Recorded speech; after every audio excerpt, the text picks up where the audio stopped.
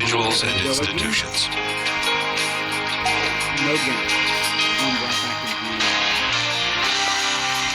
And friends of the News Hour.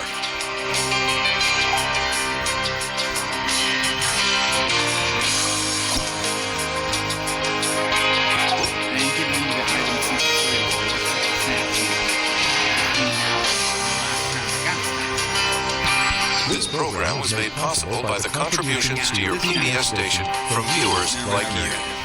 Thank you.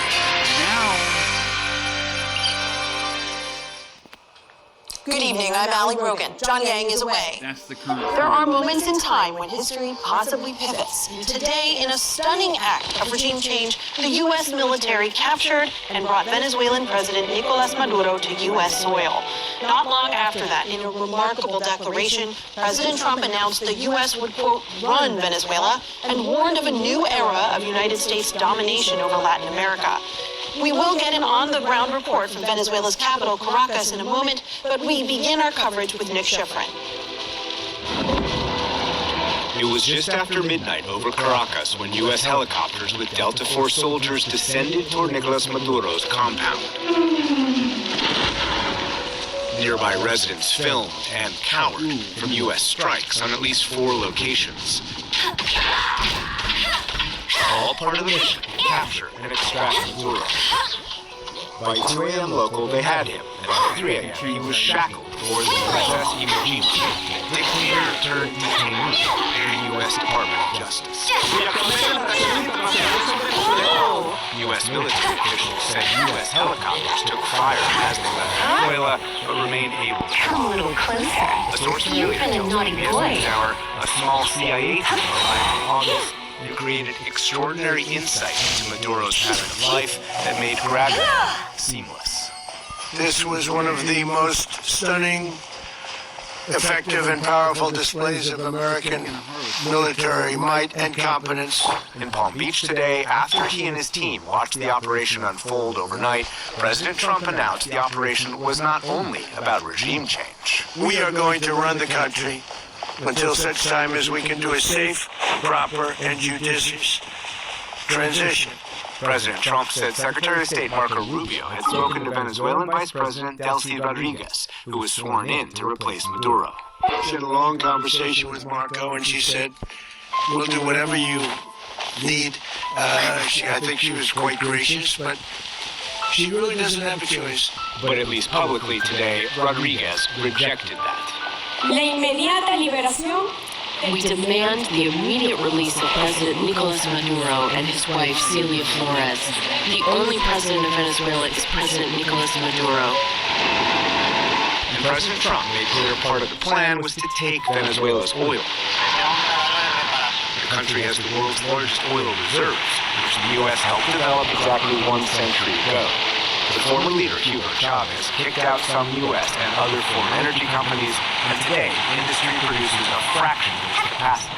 We're going to be replacing it, and we're going to take a lot of money out so that we can take care of the country. But the president made clear today was not only about Venezuela. This was about displaying an ability and willingness to enforce regional domination, and embracing the early 19th century declaration by President Monroe to block foreign colonialism in the Americas. They now call it the Monroe document, I don't know. Under our new national security strategy, American dominance in the Western Hemisphere will never be questioned again. Rubio made clear the next possible target.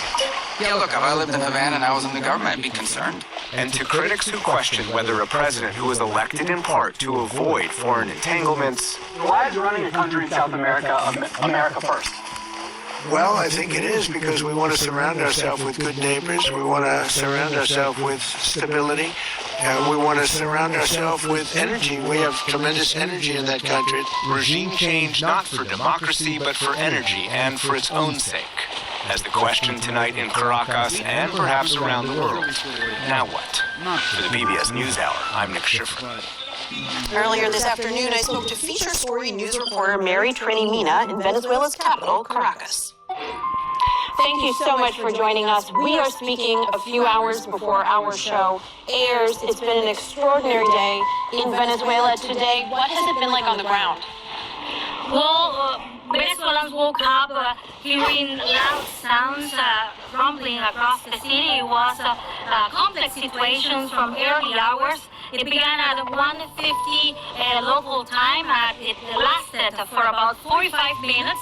I personally heard planes, airplanes, and these detonations that kept happening for about 45 minutes. It was a difficult situation, very complex, with a lack of information coming from the government of Nicolás Maduro. Later on, they released a statement saying that this was an aggression perpetrated by the U.S., and according to the Venezuelan government, the sole purpose of this kinetic strike was to gain control of Venezuelan oil resources.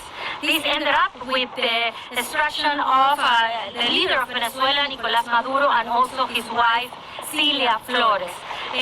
Here in Caracas, there's been moments of quiet. Most people have decided to remain at home considering today's events. And also, some people have decided to go to the streets, mostly the supporters of Nicolás Maduro. We need to remember that the Maduro government were bracing for a situation like this for many months now. And the former leader of Venezuela, Nicolás Maduro, told his supporters that in case he was not present, the people should go out to the streets.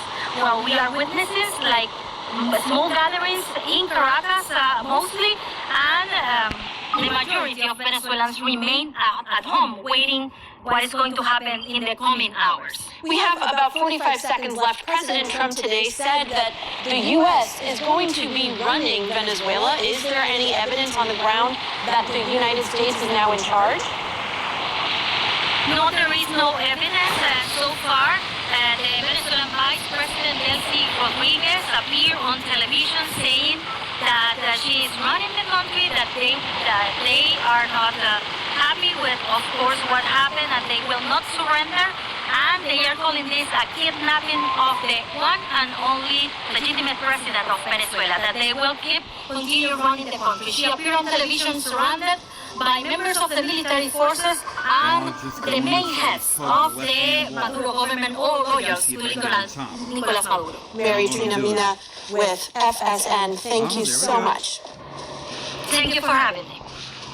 Now we turn to James Story, who spent 25 years in the U.S. State Department and most recently served as the top U.S. diplomat to Venezuela. Ambassador, thank you so much for being with us. Clearly, the military achieved its mission here, but as you wrote today, tactical victories do not portend success in terms of the wider strategy. How do you think the strategy is playing out so far?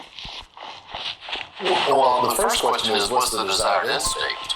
And is the desired end state is regime change? Well, we don't have that. What you have is a removal of the top of the regime, where you cut the head off of one part of the head of a hydra, and you have the rest of the regime in power. Very laudatory words about Delcy Rodriguez, but at the end of the day, Delcy has been very adamant that what we did was kidnap Nicolás Maduro. So it remains to be seen exactly what the end state we're seeking is. Yes, and what do you make of the fact that President Trump today said that Rodriguez was planning to work with the United States, and then just a few hours later, she said basically exactly the opposite? Well, it is curious. I don't know if this is the case of the dog that didn't bark or the dog that barks too much, but at the end of the day, what the president also said was that if we didn't have the right kind of support, there would be a second wave of attacks. For me, there's a clear indicator here. Are the wrongfully detained American citizens being released? And are the political and military prisoners that are being held in the torture center called the Helicoide, are they being released? And if they're not, then this is just the same regime by different leadership. I'd like to play for you some sound from Democratic Senator Tim Kaine today, who criticized this, as did many other critics, saying that this was illegal and unwise. Take a listen. When the United States engages in unlawful attacks on other nations' sovereignty, it sends a message to the worst dictators in the world that they can do so as well. And I don't want the United States to send the message that anything goes. I want the United States to send a message that supports human rights and the rule of law. So, Ambassador, what message does this send?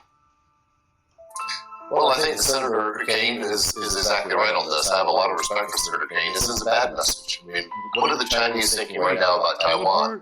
And certainly, if you look at the Russians, they invaded a sovereign nation, Ukraine, 3 years ago, over 3 years ago now, in front of the entire world. So we've lost the moral high ground on these issues. For me, this was about democracy. Maduro lost an election last year. It's about human rights. He is confronted with crimes against humanity. It was about narcotics trafficking, of course. It was also about 9 million Venezuelans who have had to flee to seek a better life. That's 25% of the population of that country. It was about all those things. You know, the president goes on TV today to say it's about oil. So this is very disconcerting. I'd like to return to what you said earlier about the head of the Hydra being cut off, but the rest of it remaining. Certainly, other ministers who were part of the Maduro regime are still intact. The director of the Internal Security Force, the director of the semi-official motorcycle gangs known as the Colectivos. So really, what do you make, and can you expand on how much change this is ultimately going to lead to on the ground, given that the rest of the Maduro regime remains intact? Well, I'm talking to people on the ground in Caracas, and they would love to go out and celebrate the end of Maduro's dictatorial regime.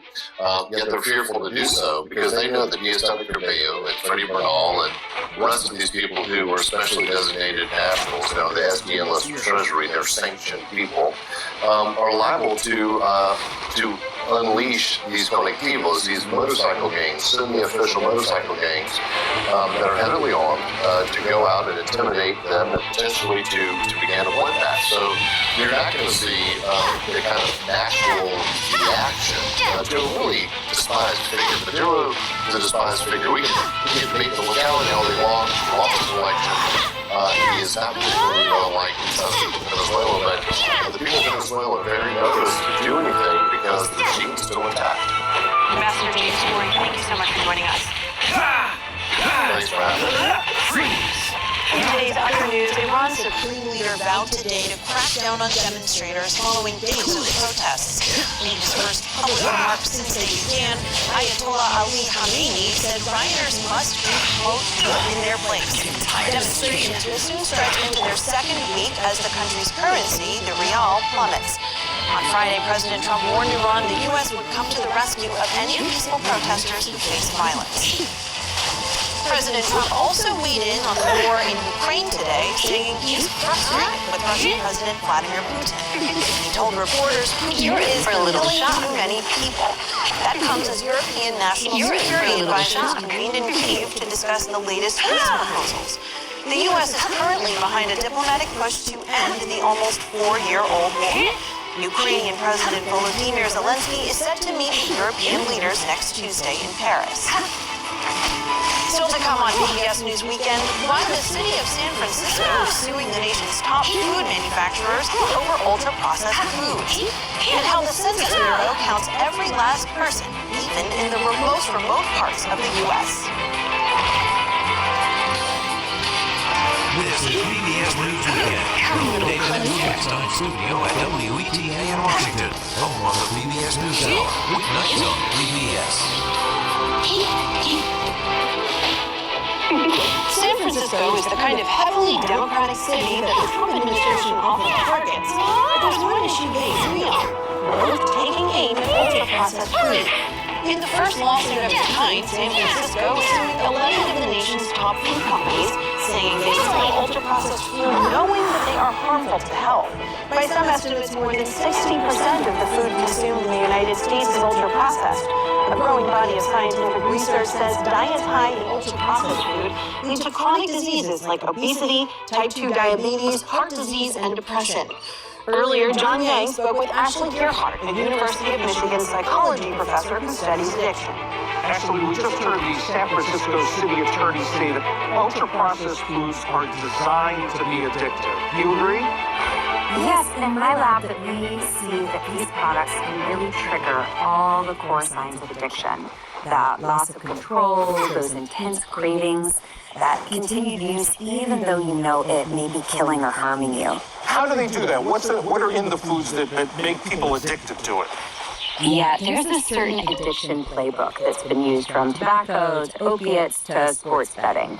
you take something that typically exists in nature, like a plant or, a fruit, and you alter it so it gets just right dose of reward. It stimulates you, but doesn't fully satisfy you, so you want to keep coming back for more.